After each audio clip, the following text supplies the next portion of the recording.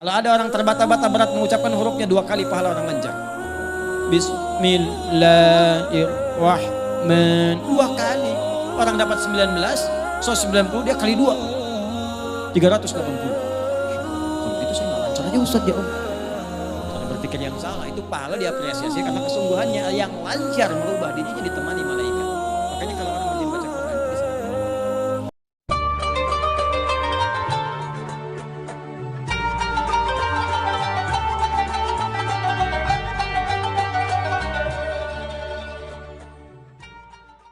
Makanya kalau Anda ngaji ketemu guru yang ketat, berbahagia, itu tandanya Allah menginginkan Anda mengaji dengan benar.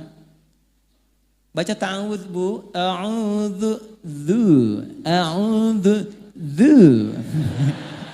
a'udzu billah, la bukan la. Masya Allah, 1 jam a'udzu aja tuh. Kalau sudah seperti itu jangan ngadu ke suami Bu, papa ketat gurunya, yang lain aja. Tidak, Anda masih mending. Dulu saya ngaji, pertama kali talaqi mau ngambil qiraat, datang ke salah satu syekh. Masih untung saya sampai ke Al-Baqarah. Ada teman baru Al-Fatihah. Bismillahirrahmanirrahim. Hasbuk ya bunai. Cukup, pulang dulu ya, nanti kesini lagi. Anda jauh-jauh dari Bekasi ke Jogja baca bismillah, suruh balik besok kesini lagi. Datang lagi nggak? Ternyata guru itu hanya melihat di mana kekurangan lisannya. Seperti Anda belajar TOEFL. Dilihat di mana kekurangannya. Besok sudah diperbaiki. Itulah qiraat supaya benar, dan saat Anda baca pun berpahala. 1 hurufnya berapa? 10. At-Tirmidzi nomor hadis 2010. Man qara'a harfan min kitabillahi falahu asyru hasanat. Siapa yang baca 1 huruf dari kitab Allah dapat 10 kebaikan. Walam aqul alif lam mim harfun. Saya tidak katakan alif lam mim 1 huruf, tapi alif sehuruf, 2 lam sehuruf, mim sehuruf. Wa likulli harfin asyru hasanat. Setiap hurufnya 10 kebaikan. Jadi kalau Anda baca alif lam mim berapa huruf? Dapat berapa tuh? Anda hitung biasa 30, ngitungnya jangan begini ya, jangan begini ngitungnya. 1, 2, 3 itu hitungan manusia biasa. Menghitung pahala kebaikan, lihat di hadis Muslim, Anda ke masjid saja, baru nyampe belum ngapa-ngapain, itu sudah dapat 25. Jarak 1 ke 2 500 tahun. 2 ke 3 500 tahun. Makanya kalau seharian Anda ngaji, rugi Anda kehilangan berapa lama pahala. Saya cuma ingin katakan begini, coba ingat dosanya berapa banyak. Ingat dosanya berapa. Maka cari amalan cerdas. Yang paling gampang nutup dosa yang ringan-ringan itu ya baca Quran. Dosa hari ini berapa ya Allah? 9 kali saya salah. Kan dihitung 9. 1 huruf. Nun. Masih untung 1.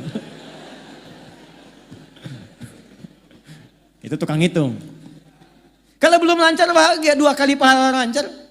Walladzi yatata'ta wa huwa syaqqun 'alaihi falahu ajran. Kalau ada orang terbata-bata berat mengucapkan hurufnya 2 kali, pahala orang lancar. Bismillahirrahmanirrahim 2 kali. Orang dapat 19, so 90 dia kali 2, 380. Masya Allah. Kalau gitu saya nggak lancar aja Ustaz ya Om. Cara berpikir yang salah, itu pahala diapresiasi karena kesungguhannya. Yang lancar merubah dirinya ditemani malaikat. Makanya kalau orang rajin baca Quran itu di samping ada malaikat. Bahasa hadisnya ma'asyafaratil kiramil bararah. Maksud kiramil bararah itu kalau Anda benar baca Qurannya, dijaga oleh malaikat kemuliaan menjaga Anda berbuat baik. Jadi kalau ahli Quran itu benar, walaupun dia baru baca, itu akan merubah hidupnya, pasti baik. Jadi diarahkan oleh malaikat, didampingi kemanapun dia pergi, didampingi. Makanya rajin baca Quran, qiraah. Ya, dulu ada gerakan 1 hari 1 juz, bagus. Baca itu. One day 1 juz, one day 2 juz, baca. Nanti kalau Anda nggak percaya silakan baca dulu aja. Nih saya ajarkan gini ya, kalau mau ringan. Supaya nggak berat bacanya. Kita ambil Al-Baqarah 1 sampai 141. Al-Fatihah kita simpan karena sudah hafal insya Allah semua. Kalau mau gampang, susah melihat 141 ayat, bagi 5 waktu sholat. 141 bagi 5 berapa? 28. 28. Jadi setiap subuh 28, zuhur 28, asar 28, maghrib 28, isya 28. Bagi 2. 14. Sebelum subuh 14 ayat, setelah subuh 14 ayat. Sebelum zuhur 14, setelah zuhur 14. 14 ayat itu kan paling 5 menit Pak. Apa nggak punya waktu untuk akhirat kita 14 menit? Apa tidak punya waktu untuk cahaya kubur kita 14 menit? Hanya 5 menit saja, 14 ayat. Nanti rasakan perbedaannya saat kita pulang. Saya cuma katakan begini. Setiap kita pasti pulang. Kita pasti meninggal. Itu pasti. Dan kita nggak bisa pilih. Mungkin hari ini, mungkin sore ini, mungkin malam ini. Dan kita yakin kita pulang.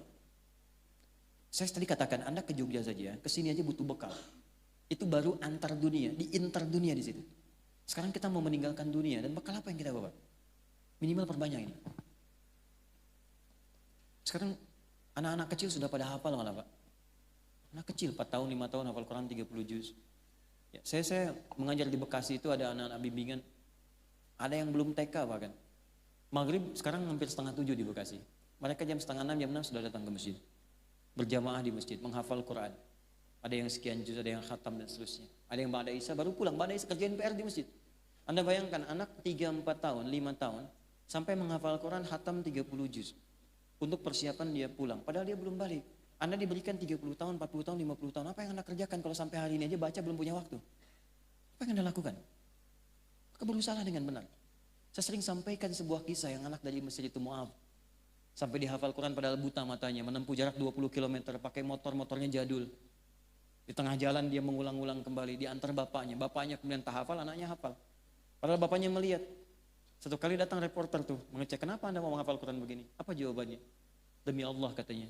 Ini sebagai persiapan saya pulang menghadap Allah. Saat saya berjumpa sendirian dengan Allah. Ayah tak menemani lagi, ibu gak ada lagi. Saya akan berkata kepada Allah pada hari itu, ya Allah, saya sudah berusaha menghafal Quran dalam keadaan mata saya buta. Kalau bekal ini belum cukup mendapatkan ridhamu untuk ke surga, mohon kurangi hukuman saya di neraka dengan Quran yang telah saya hafalkan ini. Seorang anak buta menghafal Quran untuk membawa persiapan bertemu dengan Allah. Lantas apa persiapan kita untuk kembali? Makanya mulai dari sekarang, pasti akan ada perubahan termasuk pada hidup kita di dunia. Saya berani mengatakan ini karena saya telah memulainya untuk diri saya pribadi. Setidaknya semua yang dijanjikan 100% tidak ada yang luput sampai hari ini. Maka saya yakin kita semua bisa. Syarat membaca Quran bukan jadi ustaz. Cukup kita beriman pada Allah, maka orang beriman pasti akan bersentuhan dengan Al-Quran. Walladzina yu'minuna bima unzila ilaik. Apa yang diturunkan pada Nabi Muhammad? Al-Quran.